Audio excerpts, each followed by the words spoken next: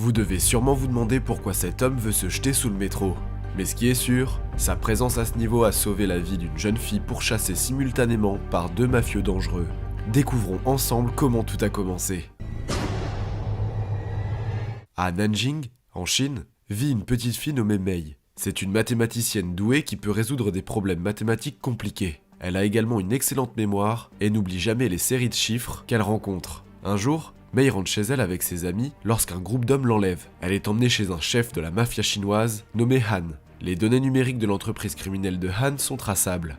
Alors il veut donc utiliser Mei comme sa calculatrice mentale personnelle afin qu'elle lui mémorise les données. Au début, la petite fille refuse de coopérer, mais quand il menace de tuer sa mère, elle accepte de faire ce qu'on lui demande. Sous la garde de Chang, le membre du gang en qui Han a confiance, Mei est amenée à New York où elle est cachée comme étant sa fille. Par ailleurs, dans le New Jersey, Luke, un ancien flic et combattant en cage, est en train de disputer un match intense avec son adversaire. Dans le match, il est censé perdre, mais il donne accidentellement un coup de poing à son adversaire et le plonge dans le coma. La victoire met en colère le chef de la mafia russe, Emil, qui a perdu des millions de dollars sur Luke. Luke réalise qu'un gangster en colère signifie que sa famille est en danger. Du coup, il se précipite chez lui, mais il arrive trop tard, car le fils du gangster, Vassili, a déjà tué sa femme enceinte. Luke est dévasté par cette mort, et bien qu'il puisse se battre, il ne riposte pas. Ces Russes promettent alors de tuer toute personne avec qui il parle ou entre en contact. N'ayant nulle part où aller, Luke retourne dans sa ville natale, New York. Il commence à vivre comme un sans-abri, errant dans les rues de Manhattan. Un an plus tard, Mei travaille toujours avec le gang.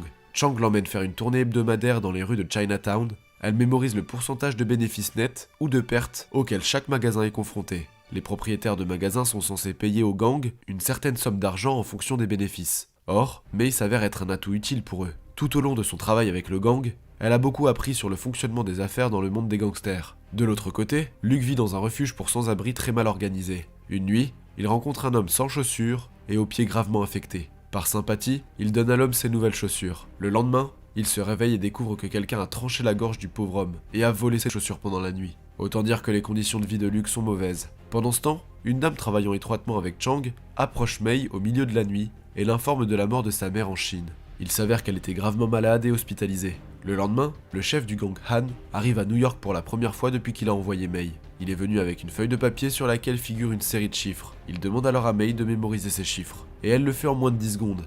Les chiffres semblent être d'une grande importance car Han réduit le papier en cendres. Après cela, Chang l'emmène à l'endroit suivant. Il dit à Mei qu'elle devra mémoriser la deuxième série de chiffres lorsqu'elle atteindra la destination. Tout se passe comme prévu, jusqu'à ce qu'ils soient attaqués par la mafia russe dirigée par Emil. Ils en ont également après Mei à cause des chiffres qu'elle a mémorisés. Une fusillade s'ensuit où les gangsters chinois perdent face aux Russes et enlèvent Mei. Pendant ce temps, Luke passe une mauvaise journée parce qu'un passant lui a volé l'argent de son petit déjeuner. En essayant d'acheter quelque chose, il tombe sur son ancien collègue de la police. L'homme reconnaît immédiatement Luke et l'emmène dans un bâtiment abandonné avec ses collègues policiers. Jadis, Luke avait démasqué leurs méthodes corrompues pour aider les gangsters locaux.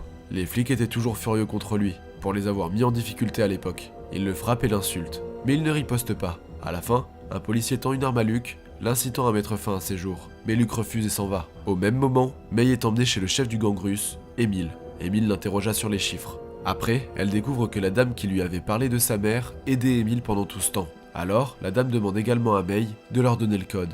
Mais en retour, Mei prétend que la femme va mourir parce qu'elle ne sait pas comment fonctionnent les affaires. Juste après, Vassili l'abat car elle ne leur est plus d'aucune utilité. Mei sait qu'elle subira le même sort si elle leur donne le numéro. C'est pourquoi elle se tait. Peu de temps après, le capitaine Wolf et les hommes en uniforme arrivent dans la cachette russe pour attraper les criminels. Il s'avère que le capitaine Wolf faisait partie des flics corrompus et anciens collègues de Luke. Le comble, il ne le fait pas pour la loi, mais pour les ordres du chef chinois, Han.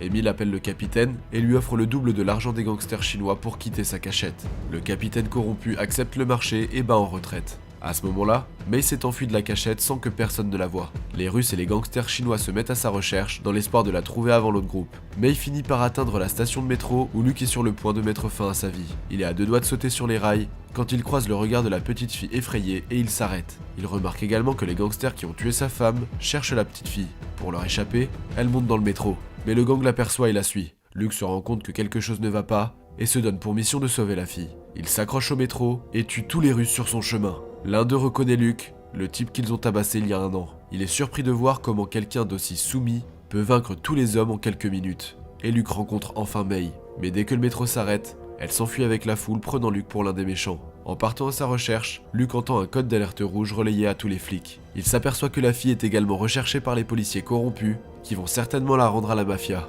Quelques minutes plus tard, 2 flics ont été abattus par Luke, car ils ont trouvé la fille et essayent de l'emmener. Mais il ne lui fait toujours pas confiance, mais monte dans une voiture avec lui lorsque la mafia russe arriva. Une course-poursuite s'engage dans les rues de Manhattan.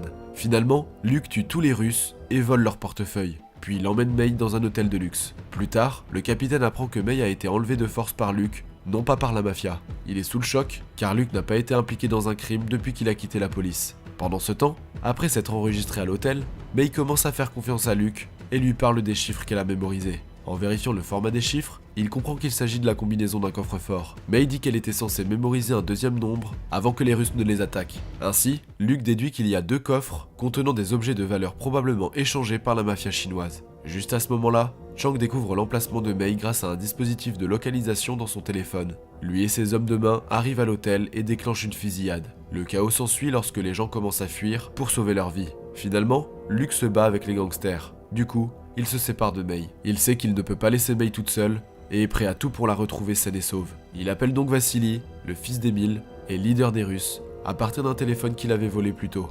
Luke se fait passer pour un membre de leur gang et prétend avoir le numéro que tout le monde cherche. Vassili le croit et l'appelle dans un casino pour lui remettre le dit numéro. Ailleurs, le maire de la ville appelle le capitaine Wolf dans son bureau pour discuter de toutes ces fusillades. Le maire révèle que Luke n'était pas un policier normal. En fait, il était un agent de la CIA, prêté aux forces de police après le 11 septembre. Quand il était dans la police, lui et son ancien partenaire Alex ont assassiné plusieurs patrons du crime dans le but d'imposer l'ordre. Cependant, Luke a démissionné après avoir dénoncé les méthodes corrompues du capitaine et de son équipe.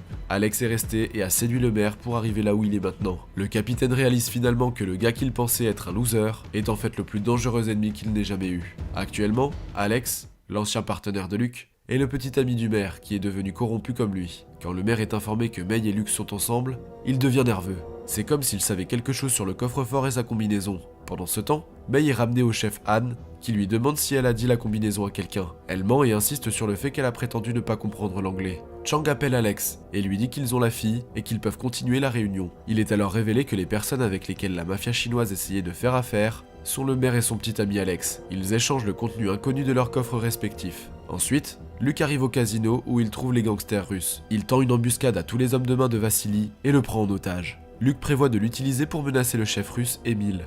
Alors il appelle Emile et lui demande le contenu du coffre en échange de la vie de son fils. Emile révèle que le coffre des gangsters chinois contient 30 millions de dollars, tandis que le coffre du maire contient quelque chose qui vaut cette somme. Les parties étaient sur le point de faire un échange en utilisant la petite fille, mais les Russes sont intervenus et ont détruit le plan. Vu que les Chinois ont May, le plan est de nouveau sur les rails. Chang va rencontrer Alex et échanger les codes. Alors le seul moyen pour Luke de sauver la fille est de récupérer les 30 millions de dollars de la mafia chinoise avant que l'échange ait lieu. Mais il ne peut pas le faire tout seul, car le coffre est caché au fin fond de Chinatown et est protégé. Ainsi, il demande donc l'aide de ses anciens collègues policiers qui acceptent de l'aider, mais uniquement pour l'argent. Le groupe entre alors dans la cachette et se lance dans une fusillade, au cours de laquelle plusieurs gangsters et flics meurent. Lorsqu'ils atteignent enfin le coffre, Luke trahit les flics et les tue à l'exception du capitaine.